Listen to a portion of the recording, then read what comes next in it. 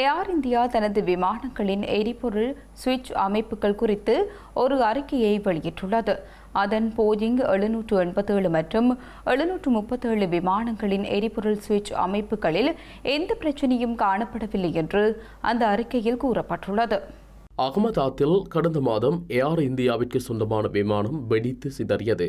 எரிபொருள் சுவிட்சுகள் காரணமாக விமானம் விபத்துக்குள்ளானதாக கூறப்பட்டதை தொடர்ந்து விமான போக்குவரத்து இயக்குநரகத்தின் உத்தரவின் பேரில் இந்த ஆய்வுகள் மேற்கொள்ளப்பட்டன.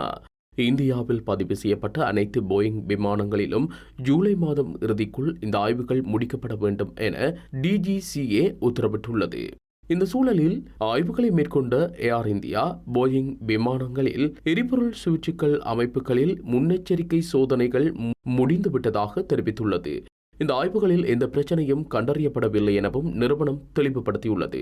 ஜூலை 12 தொடங்கிய இந்த ஆய்வுகள் டிஜிசிஏ குறிப்பிட்ட காலக்கெடுவிற்குள் முடிக்கப்பட்டுள்ளதாகவும் இதுகுறித்து டிஜிசிஏவிடம் தெரிவித்துள்ளதாகவும் ஏர் இந்தியா தெரிவித்துள்ளமை குறிப்பிடத்தக்கது.